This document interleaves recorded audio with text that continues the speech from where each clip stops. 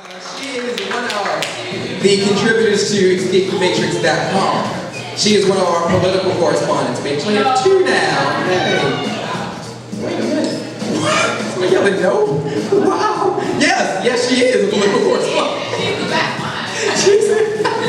Right now, her show is on the radio live, Blog Talk, Miss CatalinaByrd.com. So we are actually all over the world right now. Yay, world! Yay, world!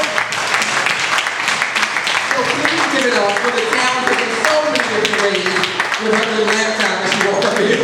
Catalina Byrd, y'all, give it up.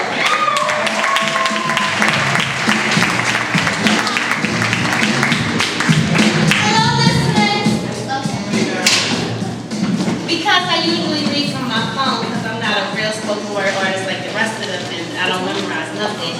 I had to bring the laptop because the phone is doing a show right now. And this piece is for Adam and Precise Wisdom. I posted it on Facebook earlier this week. Excuse me while I move things around. I posted it, and it was inspired by a piece by Precise Wisdom, and Adam told me I was going to make him a groupie. I ain't never had a groupie before, so I'm excited. This first, let me say that this is dedicated. People keep telling me how nicely I'm dressed I am tonight. I came straight from my cousin's wake today to be here tonight because I told Raven I would broadcast live.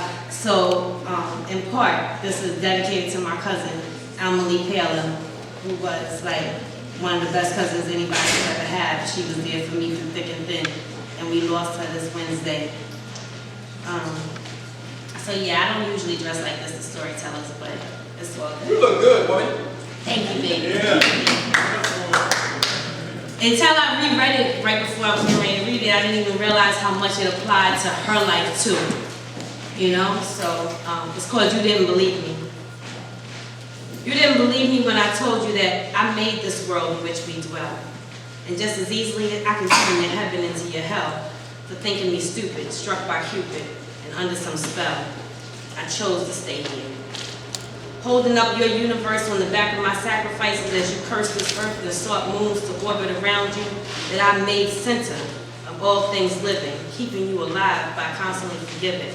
I let you live.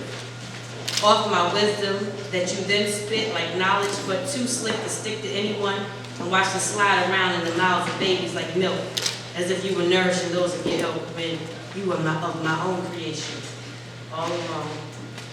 Did I shape and mold what you thought you were in this space, just for the sake of practice in this place that has never known your name? I say again, you didn't believe me. When I told you no wars are fought here, no tears are collected to bathe those left unprotected, simply do they puddle up until I get thirsty and drink up your own egomania for which you suck when I refuse you food.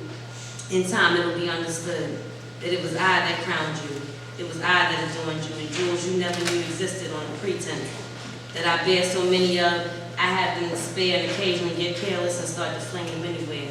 Please meet my stare.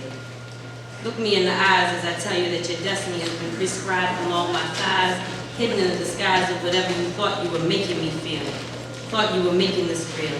As I watched in amusement as you tried to abuse me from my place of peace, you were never close enough to me. To know from where the river flowed or navigate its current's direction, I simply made waves to give that impression, for who I am is wasted on you.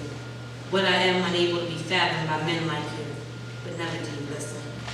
Never do you believe until the last hand has been plucked from my sleeve and playing cards show hearts with no faces to trump the spades that till the earth that you thought you gave its worth by stabbing it repeatedly.